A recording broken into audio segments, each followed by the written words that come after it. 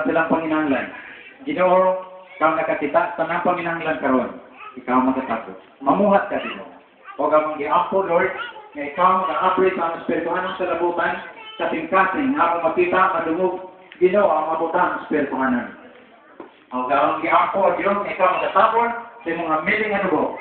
O ang tanang mga demonyo nga nakadungog karon, nga niya sa palibot, susiyan ko kamo, sa ngalan ni Yesu Kristo, nga Nazaret naman. Wala kang may kao, sa pagkataw kadaot, Kusa ang iampo Ginoo nga ban sa mga manulunda o ang kahon sa balang Espiritu Santo.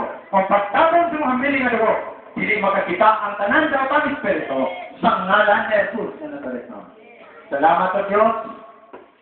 Amen. Thank you. Akong pagyuko sa tuwang Alamdon, Honorable Barangay Captain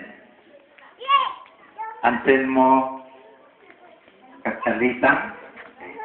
Kap mayong gabi, pagsibok pamilya, tanang mga barangay opisyal, kagawad, o sa tanan nga nagapuyo din sa barangay Sugod, o sa MRP nga nasa din Pastora Bintik, no?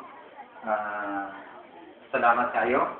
O sa nag-organize na sa kung naibalungan, Pastor Edwin Pausano, salamat. Labaw sa tanan, saludo ako ani nga team.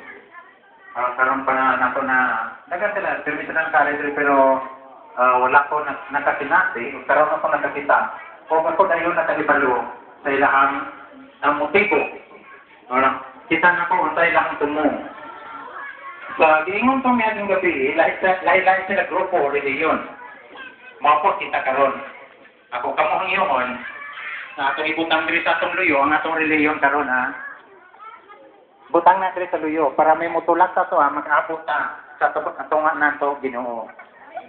Kaya nga ni mangod siya kung ang atong reliyon atong ibutang sa atong atubangan na ato sa luyo di ta makita. Di ta makita. Pero kung nasa luyo atong reliyon gabot ta. Sa mga kaigsunan mga 10 to 30 minutes. Leksyon. Nagtuo ko nga ang Ginoo mamuhat karon paminaw mo sa pulong sa Ginoo. Karon panahon sa pagpakaon sa toang kalag. Ang taot ay tulokong po sa kalag lawas espiritu.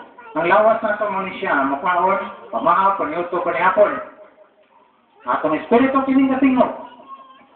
Atong kalag, atong titulo kakumpros.